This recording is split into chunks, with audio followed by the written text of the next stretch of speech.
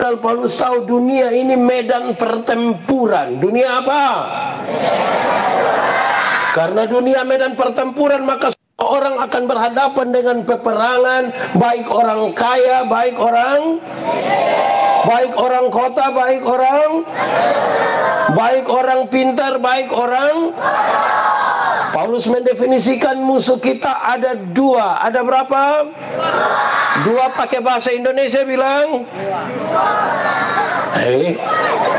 dua. Pakai bahasa Indonesia bilang kedua.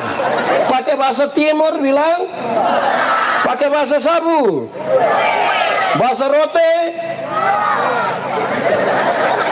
Dua pakai bahasa Inggris. Musuh kita ada satu, musuh yang kelihatan, yang kedua musuh yang kalau musuhnya kelihatan mungkin akan gampang. Kalau dia datang dari sana, pegang batu tinggal, pegang pistol tinggal, pegang panah tinggal. Kalau tinggal pegang apa-apa tinggal. Oh, kamu juga tahu berarti tinggal. Itu kalau musuhnya. Bagaimana kalau musuhnya tidak kelihatan? Kalau musuh tidak kelihatan, dengar jemaat. Di sini tidak ada jemaat. Ini batu-batu semua. Jemaat. Corona itu kelihatan kok tidak? Kalau Suanggi termasuk kelihatan kok tidak? Kelihatan. Kamu udah lihat di sekitar Manutopen sini ada Suanggi. Dia ada ikut ibadah. Dia faham. Mulai batudu sudah. Oke, jemaat. Paulus itu meninggalkan jemaat, dia pi mana? Dia masuk penjara. Dia masuk penjara karena pencuri. Dia masuk penjara karena bunuh orang. Kenapa turun-turun? Dia masuk penjara karena bikin kejahatan serius? Tidak. Dia masuk penjara hanya karena, dengar, dia masuk penjara hanya karena mau coba-coba percaya kepada Tuhan Yesus dan menyampaikan berita itu kepada orang lain. Itu membuat dia masuk. Percaya Tuhan, mau menyampaikan berita tentang Tuhan Yesus, masuk. Itu sebuah kenyataan yang sangat berbeda dengan banyak kerinduan orang Kristen. Ini orang Kristen dong separuh ini pikir kalau percaya Tuhan itu bebas dari masalah. Percaya Tuhan itu tidak akan ada tantangan. Percaya Tuhan seperti jalan di jalan tol bebas hambatan. Separuh pikir kalau percaya Tuhan, kalau sakit kepala tinggal tunjuk begini baru bilang dalam nama Yesus. Separuh pikir kalau percaya Tuhan Yesus itu, kalau pagi-pagi kok petugas koperasi datang. Di sini juga ada kenal petugas koperasi, harian atau mingguan. Nanti kita suruh dong, tidak usah datang lagi. Banyak orang pikir kalau percaya Tuhan Yesus, pagi-pagi petugas koperasi datang, Tuhan Yesus kasih keliru dia, supaya dia tetangga perumah. Bayangkan, ini cara berpikir yang benar tentang Tuhan Yesus ini kok. Ini pikir benar ini. Nah, ini juga kita persoal. Jemaat. Dulu yang saya masih kecil, saya rasa saya pikir salah Tuhan Yesus ini. Malam-malam kalau kita nonton acara-acara di mana begitu, pulang kan gelap. Kan malam toh. Gelap kok terang. Gelap kok terang. Kalau ada listrik, oh, nah ini yang gelap. Terus lewat pohon beringin besar. Ada ada setan. Jadi kalau ada pohon sama dengan ada setan. Ini memang sudah lalu ini. Akhirnya dong pikir karena ada pohon ada setan, dong sembayang ke sensor pohon. Habis itu kekeringan melanda dunia. Tuhan Yesus Tuhan Allah cipta pohon, tidak taruh setan di situ. Kita sayang, Pak, nah tunggu nanti asal kita omong itu. Saudara, kalau saya pulang kau lihat itu pohon begitu, kan setara memang di otak. Aduh, ada 2 lagu andalan. Ada yang tahu? Ini anak. Berarti dia juz 1. Kalau malam pulang itu lagu andalan itu, dalam nama Yesus, dalam nama Yesus. Betul? Ada yang punya pengalaman dengan Pak Pendeta begitu kok sama? Memang pernah. Itu lagu pertama. Lagu kedua, ini lagu lama, betul suka betul. Yesus itulah apa? Dia buat apa? Apa?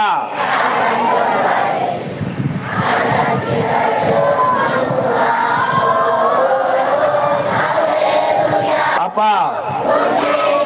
Apa? Oh. Apa? Apa? Saya tambah satu lagu, as kita selesaikan perkara. Anak sekolah minggu. Apa? Apa? Itu tanda apa? Nanti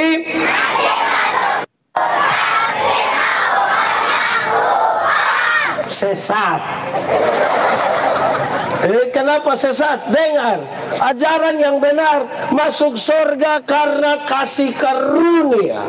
Yesus yang menebus kita kan, supaya masuk. Bukan kerja dapat upah kok masuk. Nah, kenapa lihat saya? Masuk surga bukan karena upah. Sebab oleh kasih karunia kamu diselamatkan oleh iman. Itu bukan hasil jeripayahmu. Itu bukan engkau. Tidak boleh ada orang menyombongkan dirinya. Amin kok. Itu kita pun soal. Jadi pemahaman yang benar itu tentang bergereja mesti betul-betul kita pakai. Amin kok jemaat. Jadi pilih juga yang betul supaya menyanyi juga betul. Sekuat-kuat sebagus. Dia pun soal adalah isi yang salah. Nanti kita tambah masalah. Surga itu kasih karunia, bukan upah. Tapi kita kasihin ada dong upah. Akhirnya kita mengabaikan pengorbanan Kristus di salib. Kami berjumpa dengan banyak orang ketika berurusan sekali dengan soal-soal bergereja. Satu masih omong soal roh ada begini.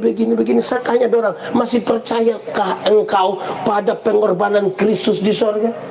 Ya, kalau masih percaya kita ketemu di situ. Berhenti beromong soal lain. Kalau Kristus tidak menyelamatkan saya dan saudara, apa kita? Oke, Paulus masuk penjara. Kita lanjut. Dia masuk penjara karena apa tadi? Percaya Tuhan dan mau memberitakan. Sekarang saya tanya, jemaat, ini semua percaya Tuhan? Amin. Yes. Betul. Sudah siap masuk penjara? Ini kok menurun, saudara. Percaya Tuhan? Amin. Sudah siap masuk penjara? Saya tanda. Apalagi kalau kita baca dari awal, dia kasih tahu kita sementara berhadapan dengan iblis. Iblis itu kerjanya tipu. Jemaat, tipu itu boleh kok tidak? Tipu boleh kok tidak? Kalau untuk kebaikan kita tipu boleh? Apa? Coba ulang. Tipu boleh kok tidak? Untuk kebaikan kita tipu boleh? Tidak boleh. Tidak ada tipu untuk kebaikan. Tipu itu tipu. Wah, ini susah betul. Nah, Paulus di dalam penjara, kemudian dia nasihat jemaat. Ada banyak nasihat. Tapi hari ini dalam kaitan dengan tema juga pembacaan tadi, saya hanya akan bicara satu hal, yaitu tentang doa. Sama-sama 1, 2, 3. Lebih kuat 1, 2, 3. Kasih tahu kawan di sebelah 1, 2, 3. Jemaat, doa gampang kok susah? Doa penting atau tidak? Jadi doa itu gampang, amin. Doa penting, amin. Lalu saudara menikmati kehidupan doamu dengan baik. Kenapa suara mulai hilang?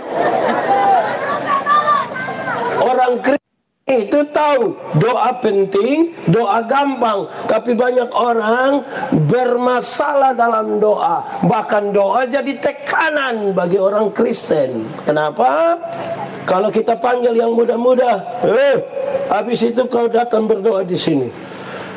Dia datang doa cepat-cepat pulang, dia tanya Depokan, tadi doa baik kosong. Betul. Di sini ada begitu.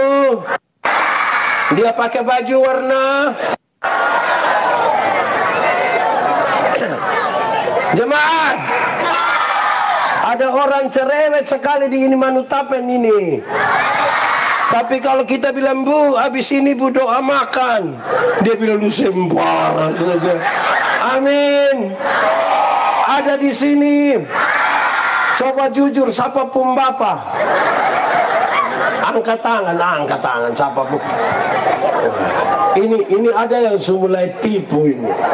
Oke, lanjut. Jemaat, di awal saya mau kasih tahu saudara bahwa doa itu relasi, bukan kata-kata. 1, 2, 3. Doa itu bukan. Banyak orang terlalu sibuk urus kata-kata sampai lupa bangun relasi dengan Tuhan. Banyak orang terlalu pikir kata-kata sampai doa makan sama dengan doa bangun, sama dengan doa tutup, sama dengan doa konsistori, sama dengan doa persembahan, sama dengan doa syafaat. Betul? Pernah dengar yang model begitu? Dia majelis kok jemaat. Sekali lagi, doa itu apa? Relasi yang baik memungkinkan kata-kata yang ringan. Saya ulangi, relasi yang baik memungkinkan kata-kata yang ringan. Contoh, kalau saya dengan Om Aser, kami dua kenal baik, kami dua punya relasi. Kalau saya jalan kaki, Om Aser naik motor, ketemu saya di jalan, tanpa saya minta Om Aser berhenti, tanpa saya minta. Pendeta, yuk, mau pergi mana? Naik. Karena kami dua punya relasi. Betul? Tapi kalau kami dua tidak ada relasi, kami dua tidak saling kenal, saya jalan kaki, Om Aser naik motor, ketemu saya di jalan, Om Aser berhenti juga, tapi dia tanya, ojek kok Om? Ya, ini kita pun soal kata-kata bagus, tapi tidak ada relasi. Nanti sebentar kita tanya relasi dengan siapa. Kan itu juga jadi penting bagi kita supaya pemahaman kita benar. Jemaat, menurut saudara saya ada relasi dengan saya pun istri kok tidak? Kami dua saling kenal kok tidak? Karena kami dua ada relasi, kami dua saling kenal, maka kalau saya meminta sesuatu kepada saya punya istri, cara mintanya ringan. Ma, bikin teh saya. Gelas kecil saja, Ma. Jangan terlalu banyak gula, Papa takut sakit gula. Setua begitu. Kan cara mintanya begitu toh. Betul. Tidak mungkin mau minta teh di saya punya istri, saya bilang, Mama, buatlah segelas teh. Jangan terlalu banyak gula ya. Papa takut sakit gula. Pas habis memang tua tanya, Papa sehat? Jadi relasi lebih kuat dari kata jemaat. Kekuatan doa tidak pada teriakan, karena Tuhan bukan di jauh sana. Allah itu yang tadinya tidak bisa kita temukan, dia karena kudus dan disebutkan namanya saja repot. Karena YHWH itu dia telah menjadi manusia dan tinggal di antara kita. Amin kok. Tidak usah berteriak-teriak, karena Tuhan menjawab doa bukan karena teriakan, bukan karena tangisan. Tuhan jawab doa kan dia tahu kebutuhan anak-anaknya. Dia tahu. Tuhan tahu kok tidak? Betul. Nah, kenapa kita doa sama ke Tuhan tidak tahu? Tuhan tahu kok tidak? Kekuatan doa ada pada kemurnian hati kita. Kita kasih tahu Tuhan, ini saya punya masalah, jadilah menurut kehendak. Kalau kita meyakini Tuhan itu ada. Ini kadang-kadang kita berdoa, separuh baru berdoa, Tuhan, kami terbatas, tapi punya Tuhan yang tidak terbatas. Sebelum benar Tuhan, ayo kita tunggu dulu, tunggu kok. Kita pelan-pelan kok. Jadi pemahaman kita harus benar dulu supaya berdoa benar. Amin kok.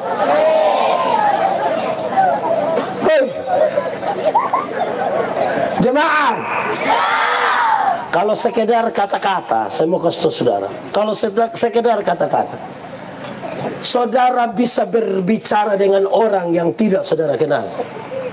Bahkan saudara malah bisa berbicara dengan mesin. Contoh, jemaat, pernah kok tidak satu saat saudara ambil telepon, mau telepon begini, ada suara bilang, nomor yang Anda tuju tidak dapat dihubungi. Pernah? Suara perempuan atau laki-laki? Oh, itu nona dari Sabu. Saudara kenal itu nona? Kenal kok tidak? Jemaat, pernah di bangko pegadaian kok pernah? Yang kita duduk-duduk terus tiba-tiba ada satu nona bilang, nomor urut 14.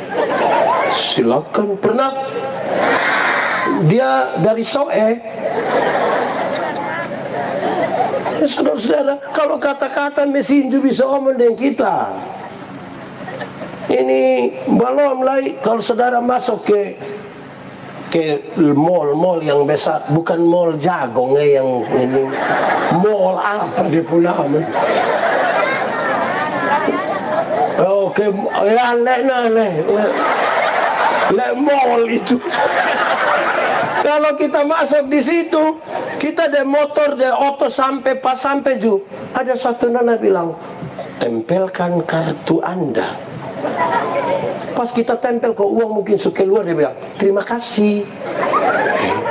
Itu nona kenal kita. Dia fama nove. Jadi di awal saya mau kasih saudara, doa itu relasi, bukan kata-kata. Dia menjawab doa bukan karena tuntutan orang yang berdoa. Dia menjawab doa karena dia tahu kebutuhan. Kok dia yang cipta kita, dia yang menebus kita, dia yang memelihara kita. Bagaimana dia tidak tahu kebutuhan kita? Amin. Amin. Jemaat, sekarang dalam teks tadi kita diajar, satu, berdoalah setiap waktu. Sama-sama, 1, 2, 3. Yang dimaksud dengan berdoa setiap waktu itu bukan jam 6, jam 7, jam 8, jam 9, jam 10, jam 11 jam... Lama-lama kita tidak kerja, kita berdoa saja. Jemaat, yang dimaksud dengan berdoa setiap waktu adalah berdoalah waktu kamu susah, berdoalah waktu kamu, berdoalah waktu kamu sehat, berdoalah waktu kamu, berdoalah waktu kamu sukses, berdoalah waktu kamu. Itu yang dimaksud dengan setiap waktu. Musim akan selalu. Saudara tidak tahu ini lagu? Lalu kenapa suruh saya solo? Tapi kalau saudara tahu pun nanti pulang baru menyanyi ya. Tapi kasih Tuhan tetap. Jadi waktu kita susah, waktu kita senang, waktu kita sukses, waktu kita gagal, mesti tetap berdoa. Jemaat, ada orang yang sudah sukses, ada yang masih berdoa, tapi ada yang sudah berhenti berdoa. Betul? Yang itu hari yang dia baru tamat, kok tidak ada kerja, kok dia keliling semua persekutuan doa, kok berdoa itu. Terus diterima, dia bikin syukuran, kok gaji pertama semua kasih Tuhan, gaji kedua, ketiga sampai hari ini yang tidak. Ada yang sukses masih berdoa, ada yang sukses lupa berdoa. Ada yang ketika dia gagal masih berdoa, ada yang gagal berhenti berdoa. Kita bilang kenapa tidak doa? Pak, doa justru sama. Itu Pak di sebelah itu tidak tahu berdoa, tidak pernah pergi gereja mah. Aduh, dia pu hidup pu enak. Tiap hari hanya ganti-ganti motor, Grab.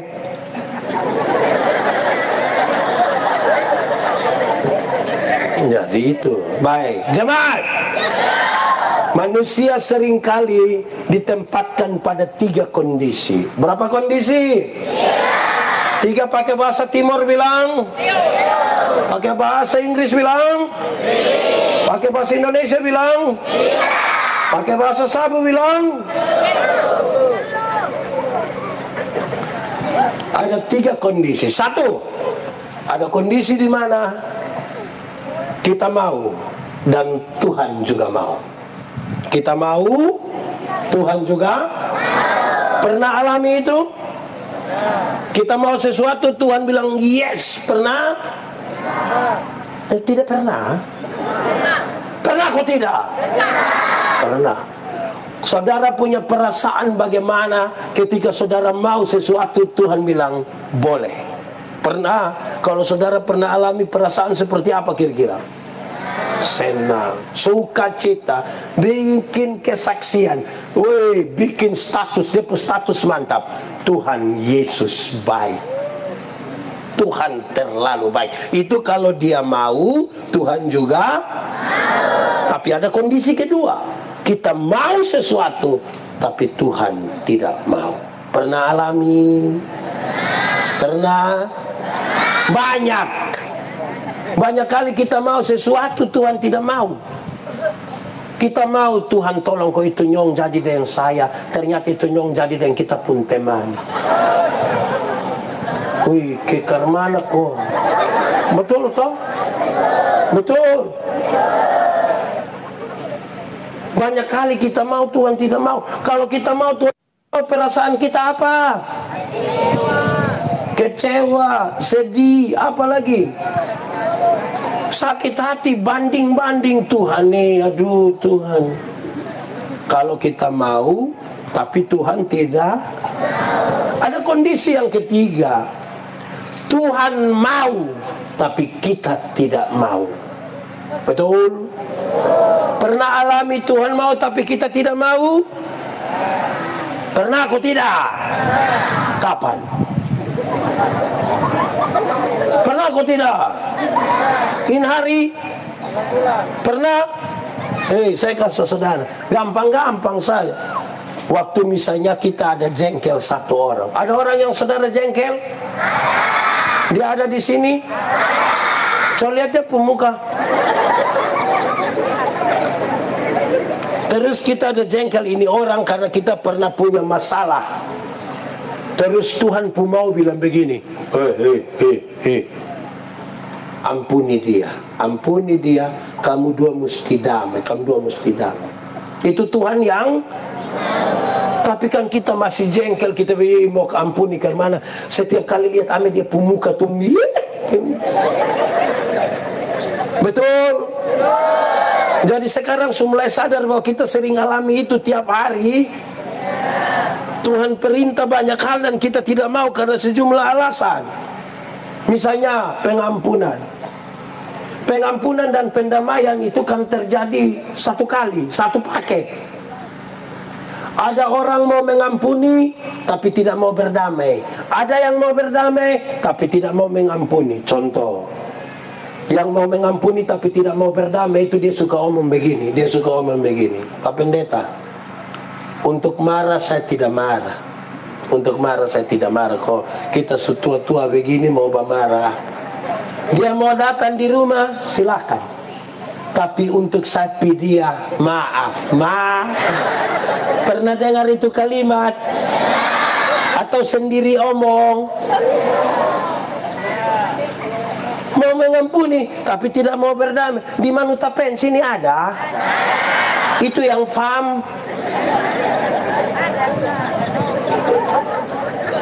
Itu mau mengampuni tapi tidak mau Ada yang kedua, mau berdamai tapi tidak mau mengampuni. Contoh, yang mau berdamai tapi tidak mau mengampuni itu biasa terjadi di anak-anak kecil. Terjadi di anak kecil itu kalau pakai bahasa Timur bilang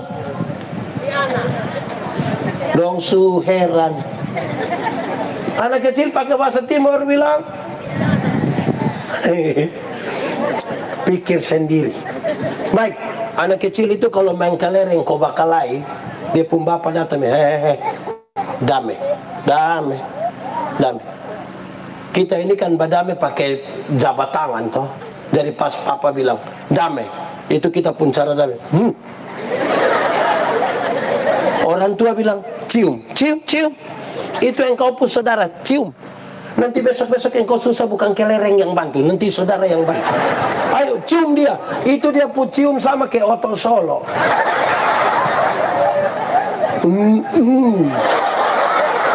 Kelihatan berdamai, padahal tidak. Betul kok? Di Manutapen cek. Nah, cek. Nah dia tidak berdamai dengan saya. Cek. Sudah. Kelihatan berdamai, padahal tidak berdamai. Betul kok? Penuh pencitraan.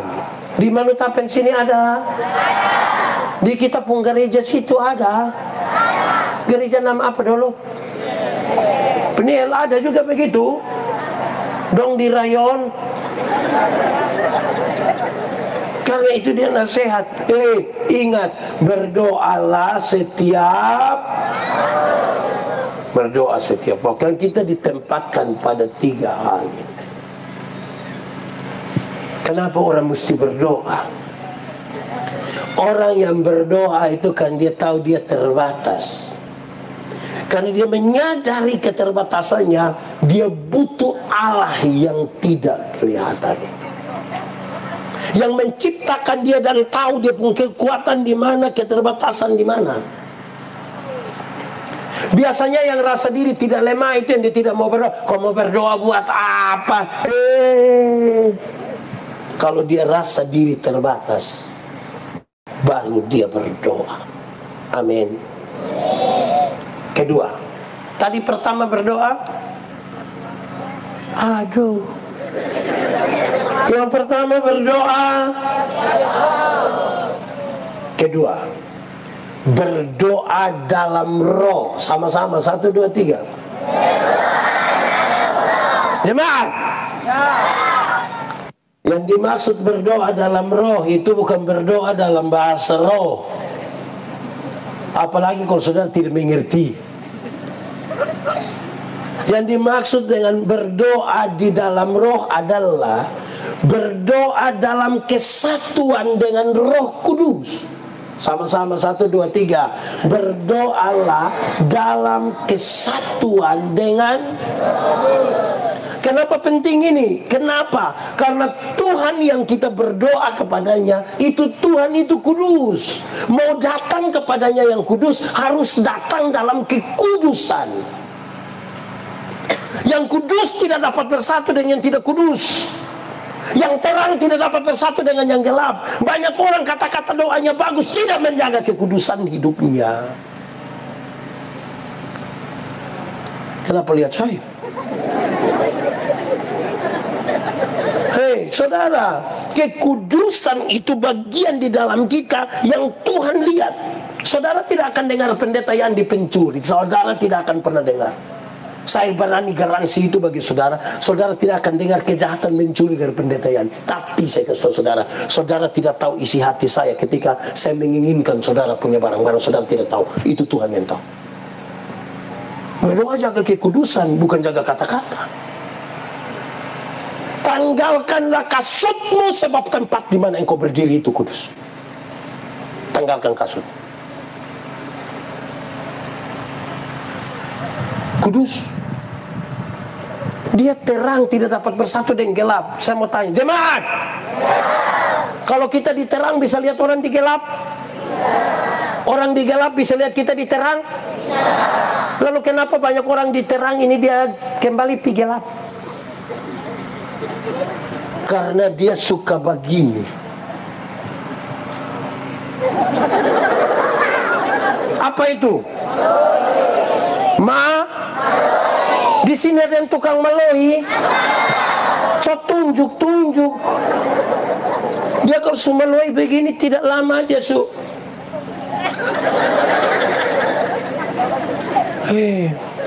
Jemaat, kadang-kadang dalam kita pun proses bergereja, kekudusan kita abaikan. Contoh ini. Kita pas pemilihan majelis jemaat ini jemaat dong juga kadang-kadang dong pun cara pilih amin majelis dong pun cara bilang begini, pilih dia. Kenapa dia? Kok dia yang ada otot supaya kalau pas ada acara pakai depo. Betul. Akhirnya ini orang panggil pelayanan tadi dia bilang, itu hari sebenarnya saya tidak mau. Asdongsu. Jangan heran kalau ada majelis mabuk. Kok kita yang pilih amin dia? Betul kok tidak? Kenapa suara hilang? Kadang-kadang kita abaikan. Saya mau tanya anak muda dulu. Anak muda, terang atau gelap? Terang atau gelap? Gelap atau terang? Jadi terang, amin? Yes. Mantap. Pertanyaan terakhir. Lalu kenapa kamu suka pacaran di gelap-gelap? Di sini ada yang biasa pacaran di gelap-gelap. Dia ada di sini. Pakai baju warna putih.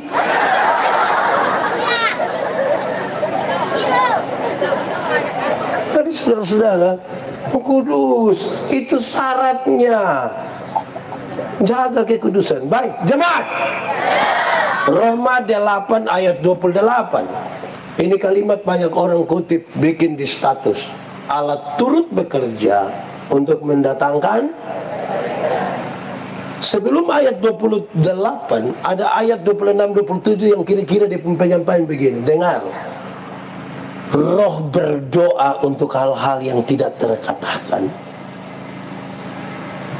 Ketika engkau ada dalam masalah, engkau tidak tahu jalan keluar terbaik bagimu itu apa, hanya Roh yang tahu. Bahkan 5 menit ke depan dari hidupmu engkau tidak tahu apa yang terjadi, itu hanya Roh yang tahu. Orang yang paham terhadap dua hal ini baru kemudian dia bisa berkata, oh betul, ternyata Allah turut bekerja untuk mendatangkan kebaikan. Makanya ada waktu di mana kita berdoa, kita mau tapi Tuhan bilang tidak, dan engkau tidak tahu apa yang terjadi. Jadi berdoalah dalam kesatuan dengan itu. Makanya dari awal saya tanya pemahaman yang benar tentang Roh Kudus, supaya saudara jangan pikir Roh Kudus hanya sekedar ajar kita menyanyi. Amin kok. Saya tidak bilang menyanyi tidak penting, supaya kita punya pemahaman yang benar. Kekudusan. Baru kita bilang ternyata Allah turut bekerja. Ada banyak orang. Satu saat saya pas bawa pelajaran soal pembinaan persekutuan, ada satu yang Pak Pendeta, kampu anak dong ini. Kalau sekenan ada nona dia sebut amit nona siapa kok. Itu Pak dia langsung jatuh Pak. Saya kasih penjelasan, pendeta, kau omong begitu kan kau tidak pernah alami. Saya bilang, engkali. Tapi kemudian saya kasih tahu dia, berarti Bapak ini tidak ada Roh Kudus ini. Kenapa pendeta omong begitu? Kan Bapak tidak jatuh. Kalau Roh Kudus itu identik dengan kita jatuh, Bapak kan tidak jatuh. Dia pusing sudah. Kalau setiap kali Roh Kudus kena kita jatuh, kapan kita makan pagi? Kapan kita bekerja? Jemaat. Sekarang saudara buka Keluaran pasal 31 ayat 1 sampai 5. Cepat. Sudah? Belum? Sudah? Belum sudah? Baca saja dia pun perikop.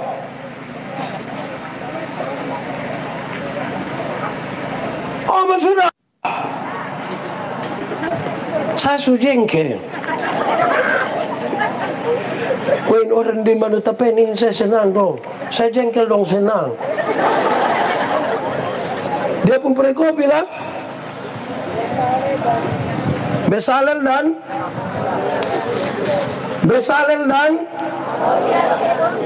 Oke, saya kasih saudara pulang, saudara baca ayat 1 sampai 5. Mereka adalah orang dalam kisah pertama dalam Alkitab yang dipenuhi oleh Roh Kudus. Supaya apa? Melakukan pekerjaan profesional. Pulang baca. Terpenuhi dengan Roh Kudus. Supaya dia melakukan hal-hal yang bermanfaat bagi orang lain. Kalau setiap kali kena Roh Kudus kita jatuh, Tuhan memenuhi mereka dengan Roh Kudus supaya mereka bermanfaat bagi orang lain. Amin kok. Bahwa nanti ada peristiwa yang Tuhan lakukan lain dan kita mengalami sebuah manifestasi, oke, tapi jangan mengartikan dia sangat sempit hanya untuk itu. Satu, berdoa setiap waktu. Kedua, berdoa dalam roh. Ketiga, berdoa dan berjaga-jaga. Ketiga apa?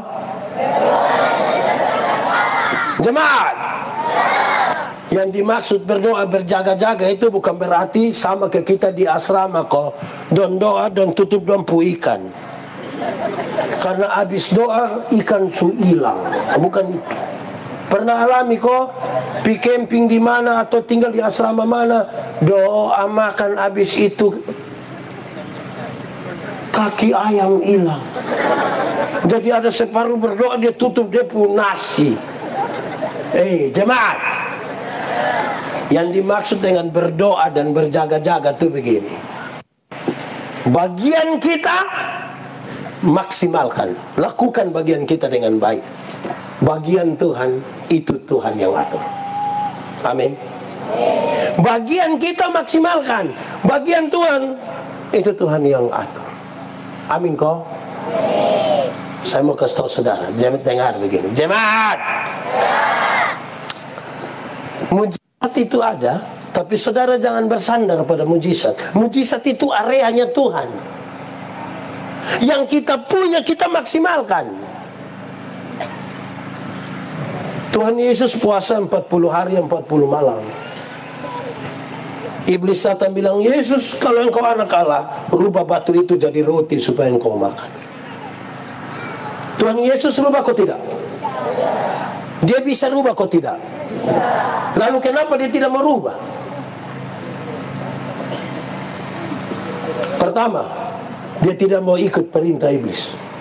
Tapi yang kedua, masa mau makan roti saja pakai mujizat? Orang yang mau makan roti pakai mujizat itu saya yakin tiap hari di toko Borneo itu mujizat terus. Mulai dari mujizat roti kelapa, donat, tawar. Berproses sedikit, bisa kok? Jemaat, dulu di dunia ini ada satu binatang dia pun nama ayam. Ternyata sekarang juga ada toh. Itu ayam itu kita hanya bedakan dia atas ayam jantan dan ayam. Tapi tiba-tiba muncul ayam potong. Akhirnya itu ayam yang tadinya hanya ayam, sekarang dia jadi ayam kampung. Karena sudah ada ayam. Akhirnya bikin manusia pusing. Ini ayam kampung yang dipotong atau ayam potong yang di kampung? Kita juga jadi pusing gara-gara ini ayam. Jemaat, jemaat, ada yang piara ayam kampung di rumah? Ada yang lebih dari 2 ekor? Ada yang lebih dari 5 ekor? Bagi dong. Saudara lihat itu ayam kampung itu, kita pelihara 1 tahun dia masih kecil. Tapi dia pun daging enak kok tidak? Kalau dia betina bertelur kok tidak? Kalau kita jual mahal kok tidak? Karena itu ayam tahu proses. Beda dengan ayam potong toh. Ayam potong kita baru pelihara 1 bulan dia pun mata sebesar begini. Itu kalau lihat pakai kaca pembesar. Kalau lihat langsung juga dia begini-begini saja juga. Tapi saya kasih tahu, itu ayam mama dong pulang dari pasar, ikat salah di motor dia pun kaki patah. Anak-anak dong pakai knalpot racing gas di samping kandang, besok itu ayam mati. Kok ayam tidak tahu prosesnya? Amin kok? Amin kok? Jemaat, maksimalkan kita pembagian. Saya kasih tahu saudara, ini saudara hafal dan kemudian bikin status. Bukan ayam, ini supindah. Dengar, jemaat. Iman yang pura-pura ialah tidak mengisi otaknya dengan ilmu, tidak bekerja dengan tangannya, dengan kemampuan dan juga dengan kesempatan yang Tuhan kasih, tetapi selalu berdoa minta diberkati oleh Tuhan. Itu iman pura-pura. Ulang. Iman yang pura-pura adalah tidak isi dia punya otak dengan ilmu, tidak bekerja dengan tangannya yang kuat, dengan kesempatan yang Tuhan berikan, tapi selalu bilang, kiranya Engkau memberkati aku. Sudah, jangan menyanyi lagi. Jemaat, Tuhan beri makan kepada burung pipit, tapi tidak dengan melemparkan gandum ke dalam sangkarnya. Itu burung mesti keluar. Cari di ladang-ladang di orang pun kebun, resiko kena fiti, tapi keluar. Di sini ada yang tukang fiti burung. Nah, itu sudah burung pun resiko dari dia itu. Tidak kerja, tidak belajar, tapi Tuhan akan memberkati. Hai, itu kita dari mana itu?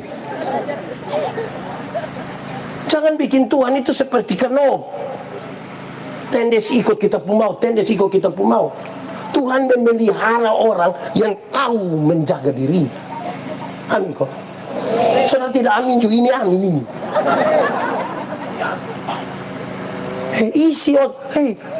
Kita pun lagu satu butuh dikritisi. Butuh dikritisi. Dia punya maksud sendiri, tapi supaya kita menegaskan di sini. Biar ku miskin ilmu. Tahu ini lagu? Boleh sambil tepuk tangan 1, 2, 3. Biar. Tapi apa? Oke, stop. Yakin kalau miskin senang? Coba kasih tahu saya yang miskin senang sekali. Yes, miskin senang. Tuhan kita kaya atau miskin? Nah, kenapa dia pun anak dan miskin? Kenapa anak-anak Tuhan miskin? Oh, tahu juga. Malas pakai bahasa Timur bilang apa? Kalau orang pemalas bahasa Timur bilang ape. Di sini ada yang apehet. Tuhan kita pintar atau bodoh? Lalu kenapa anak-anaknya bodoh?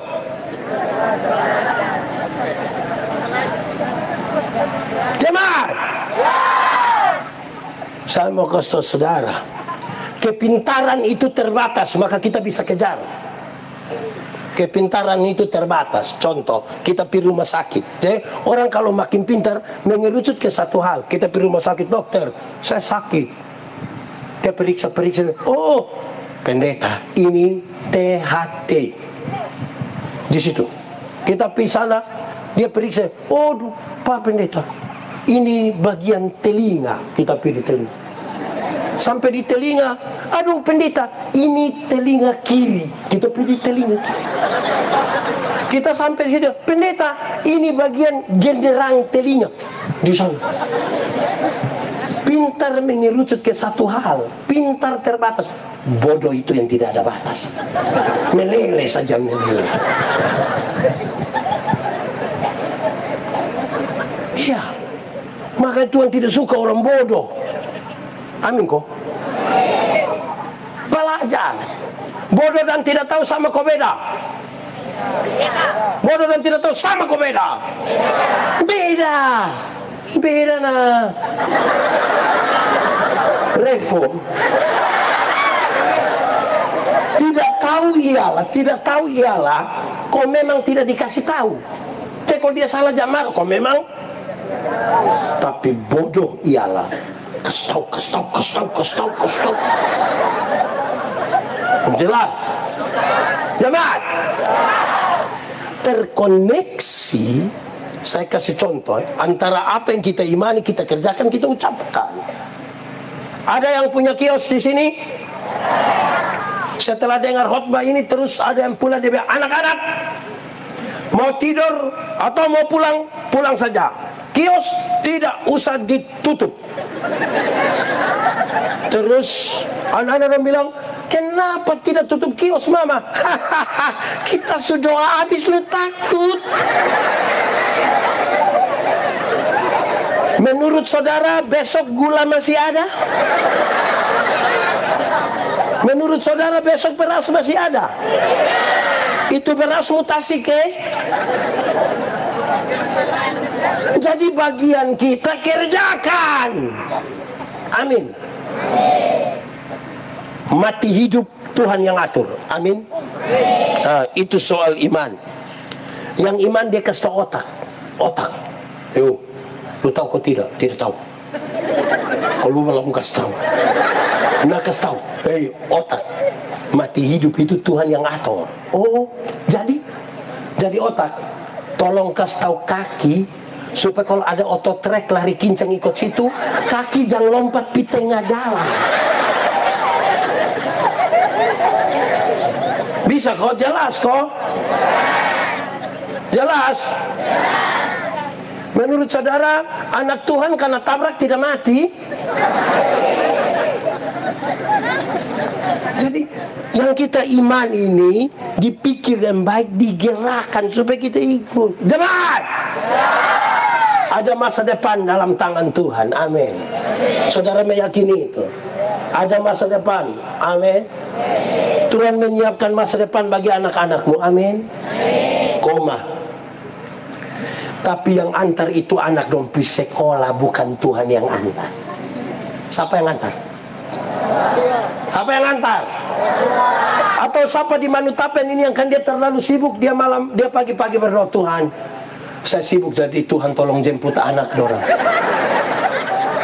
Tuhan yang jemput pulang kita menangis Bapak. Jadi bagian kita maksimalkan. Amin kok. Kerja dengan baik. Jemaat. Ora et labora artinya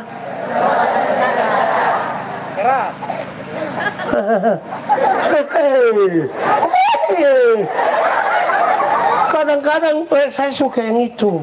Kadang-kadang kita tanya, ora et labora ialah berdoa dan bekerja. 75. Yang 100 ora et labora artinya berdoa dan bekerja keras. Berdoa dan bekerja. Jangan balik doanya yang keras-keras sampai kehilangan tenaga. Kerja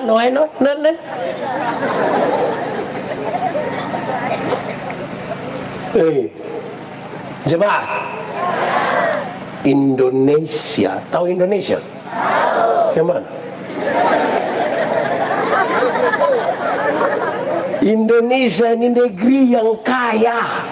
Betul kok tidak? Indonesia. Sudah. Indonesia negeri yang kaya. NTT negeri yang Tuhan kasih emas. Tapi emas itu kita tidak petik daun, pakai otak supaya kita kelola itu barang jadi emas. Amin kok. Jemaat. Orang tanya saya bilang begini, pendeta, kenapa jembatan penjajah dulu yang Belanda pun lebih kuat dari jembatan kita di Indonesia pun? Pernah dengar itu kalimat kok? Terus dia bilang, itu karena jembatan Belanda itu ada pakai kepala manusia. Pernah dengar itu kisah? Makanya kalau orang membangun jembatan kita takut orang potong. Ada yang pernah bangun lari karena ada orang bangun. Jemaat, dengar, itu kisah kepala di jembatan itu karena orang bertanya kepada penjajah, Tuan, kenapa kok ini barang begini nih, ototrek naik juga tidak patah, padahal oto begitu berat, barang hanya begini kok tidak patah. Tuan Belanda tunjuk dia testament, pakai ini. Yang dimaksud pakai ini, pakai bukan taruh kepala manusia.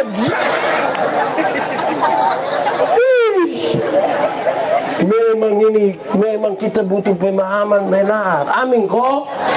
Jelas. Kalau tidak tolong lewat itu bergamanya Yesus itulah, karena pikir jembatan ada setan. Jemaat,